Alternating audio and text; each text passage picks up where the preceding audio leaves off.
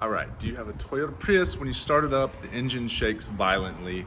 You think it has something to do with the EGR, might be a head gasket. Essentially, it's a misfire. If you've pulled the codes, you know it's P0301 or P0401. You have an engine that's misfiring, right? One of the cylinders is misfiring. That's my Prius. Mine was misfiring too, and I fixed it. In this video, I'm gonna show you how to fix it. So essentially what would happen was I'd start up the car cold and the engine would shake and shudder. It would sound like a bad rod knock. It would just be pop, pop, pop, pop, pop, pop, pop.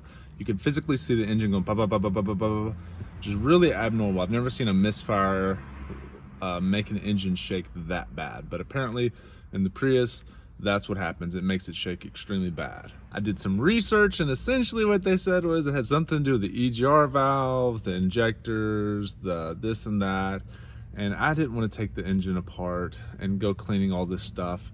And come to find out, a lot of people that did the EGR cleaning and then the injector, this and that, it didn't even fix the problem after you looked further down and researched it. It looks like 3 months later the misfire came back. So I kept digging, and I found some videos of people saying that it was possibly the head gasket, especially since it's a 2010, and that's what my car is. It's a 2010 Prius with over 200,000 miles that has pretty much given me no trouble if you've watched the channel before. But I started noticing a few things, and if you have these symptoms, then you'll know to watch out for the head gasket. So some of the things to watch out for is, do you hear water behind the dashboard when you hit the brakes? Do you hear water gurgling around behind the dash? If so, possibly head gasket. Do you see steam coming out of the exhaust pipe? Possibly head gasket. That means the coolant's getting burnt and pushed through the cylinder out the exhaust, okay?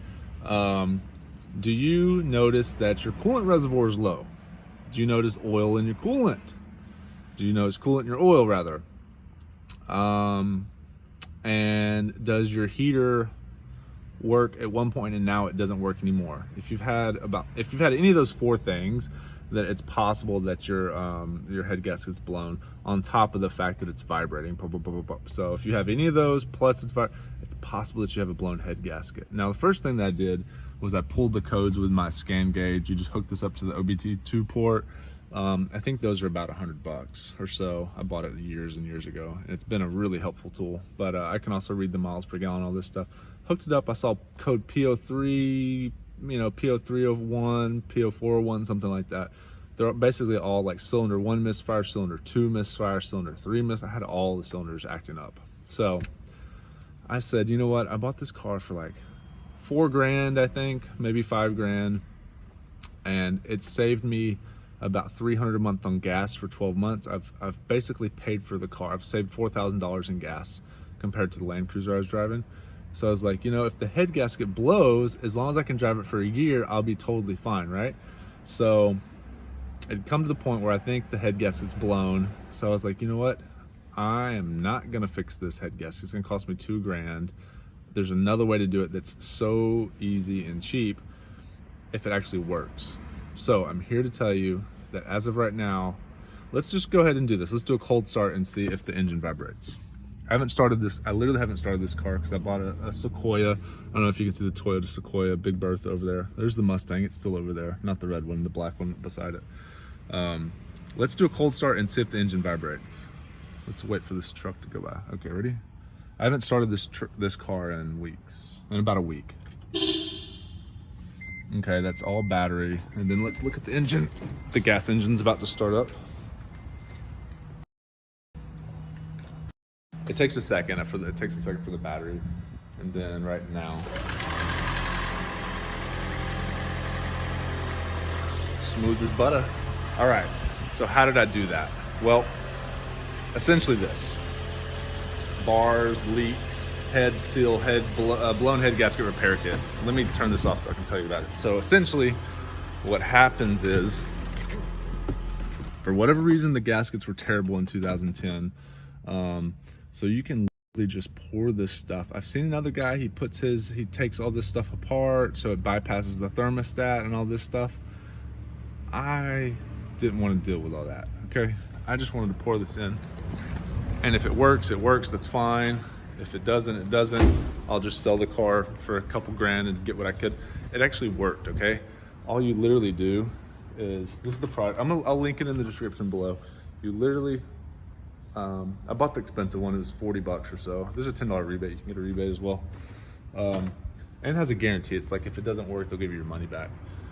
You literally take this off, pour this in here, let the car run for a bit, and check it again, turn it off. You let it idle for like 20 minutes, something like that. And then you go drive it, and then you let it set, and then you cycle that like one more time. Basically, you start it up, let it idle, then you cycle that, and then it actually fixed the head gasket.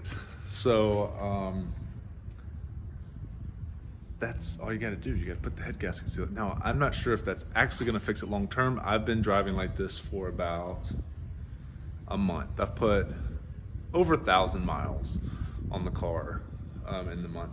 And I'll keep you guys updated, but that is you know what, if it's gonna cost you $2,000 or $3,000 to fix a head gasket on a $4,000 car, that's not a good, you might as well just get a couple grand out of the car and just buy a different car, right? A lot of people just put new engines in. So before you go put a new engine in, before you pay a lot of money to fix the head gasket, just try this. You know, there's no downside to trying. I mean, the downside is you lose 40 bucks. That's the downside. So it worked for me.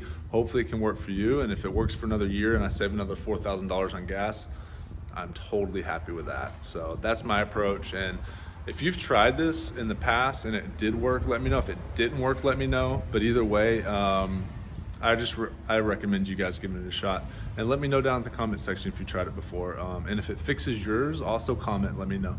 All right guys, hit the subscribe button if you're want to know more about the Prius. We got the Sequoia, we're gonna do some overlanding stuff. We still got the Mustang, we got some Mustang stuff to do too. All right.